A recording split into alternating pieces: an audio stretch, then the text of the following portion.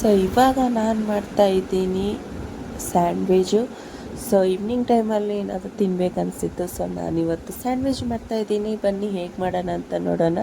So ನಾನು ವೆಜೀಸಲ್ಲಿ ತೊಗೊಂಡಿದ್ದೀನಿ ಈರುಳ್ಳಿ, ಟೊಮೊಟೊ ಆ್ಯಂಡ್ ಸ್ವೀಟ್ ಕಾರ್ನು, ಸ್ವಲ್ಪ ಪನ್ನೀರು ಕೂಡ ತೊಗೊತಾ ಇದ್ದೀನಿ ಇಲ್ಲಿ. ಸೊ ಇದನ್ನು ನಾನು ಎಲ್ಲನೂ ಒಂದು ಬೌಲ್ ಒಳಗೆ ಹಾಕ್ಕೊಂಡ್ಬಿಟ್ಟು, ಸೊ ನಾನಿಲ್ಲಿ ಸ್ವಲ್ಪ black paper and jeera powder and ಮತ್ತು ಸ್ವಲ್ಪ ಚಿಲ್ಲಿ ಫ್ಲೇಕ್ಸ್ ಆ್ಯಂಡ್ ಅರೆಗನೋ ಹಾಕ್ಕೊಂಡ್ಬಿಟ್ಟು ಆ್ಯಂಡ್ ಇದರೊಳಗಡೆ ನಾನು ಗ್ರೀನ್ ಚಿಲ್ಲಿ ಕೂಡ ಆ್ಯಡ್ ಮಾಡಿದ್ದೀನಿ. ಸೊ ಇದನ್ನು ಕೂಡ ಎಲ್ಲನೂ ಸಣ್ಣವಾಗಿ ಕಟ್ ಮಾಡಿನ ಒಂದು ಬೌಲ್ ಒಳಗೆ ಹಾಕ್ಕೊಂಡ್ಬಿಟ್ಟು, ಸೊ ಇದನ್ನು ನಾನು ಚೆನ್ನಾಗಿ ಮಿಕ್ಸ್ ಮಾಡ್ಕೊತಾ ಇದ್ದೀನಿ.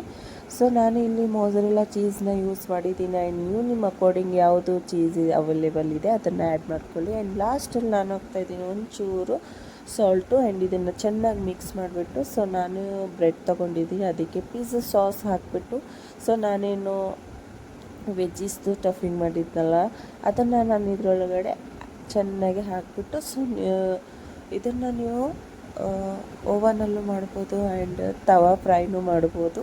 ಸೊ ನಿಮ್ಗೆ ಇಲ್ಲಿ ಇನ್ನೂ ಚೀಸ್ ಬೇಕು ಅಂತಂದರೆ ನೀವು ಮೇಲೆ ಹಾಕ್ಬೋದು. ನಾನು ಸ್ವಲ್ಪನೇ ಅದರೊಳಗಡೆ ಡೈರೆಕ್ಟ್ ಹಾಕ್ತೀನಿ ಅಷ್ಟೇ, ಮತ್ತು ನಾನು ಎಕ್ಸ್ಟ್ರಾ ಆ್ಯಡ್ ಮಾಡಿರಲಿಲ್ಲ.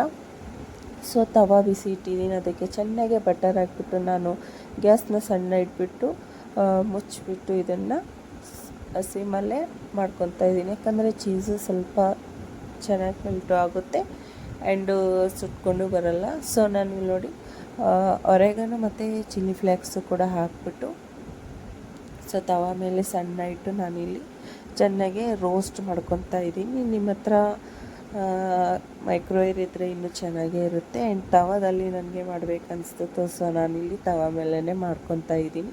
ಸೊ ಸಣ್ಣ ಇಟ್ಟೇ ಮಾಡಿ, ಇಲ್ಲಾಂದರೆ ಕ್ರಿಸ್ಪಿ ಆಗುತ್ತೆ ಆ್ಯಂಡ್ ಟೇಸ್ಟು ಕೂಡ ತುಂಬ ಚೆನ್ನಾಗಿ ಬರುತ್ತೆ. ಸೊ ನಾನು ಎರಡು ಕಡೆ ಬಟರ್ನ ಹಚ್ಚಿಬಿಟ್ಟು ಇಲ್ಲಿ ಚೆನ್ನಾಗಿ ಫ್ರೈ ಮಾಡ್ಕೊತಾ ಇದೆ. ಬಿಕಾಸ್ ಬಟರ್ ಎಷ್ಟು ಚೆನ್ನಾಗಿರುತ್ತೆ ಅಷ್ಟು ಟೇಸ್ಟ್ ಚೆನ್ನಾಗಿರುತ್ತೆ. ಸೊ ನೀವು ಕಮ್ಮಿ ತಿಂತೀರಾ ಅಂದರೆ ಕಮ್ಮಿನೇ ಹಾಕ್ಕೊತೀನಿ. ಸೊ ಇದನ್ನು ನಾನು ಇವಾಗ ಕಟ್ ಮಾಡಿ ಇದರಲ್ಲಿ ನೀವು ಮ್ಯೂನಿಸು, ಟೊಮೊಟೊ ಸಾಸು ಯಾವ ಜೊತೆ ತಿಂದ್ರೂ ಚೆನ್ನಾಗಿರುತ್ತೆ.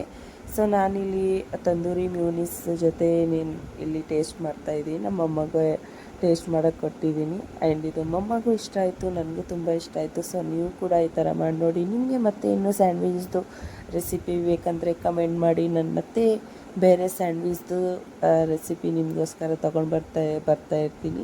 ಆ್ಯಂಡ್ ಈವ್ನಿಂಗ್ ಟೈಮಲ್ಲಂತೂ ತಿನ್ನೋದು ಮಜಾನೇ ಬೇರೆ ಬೇಡಿ.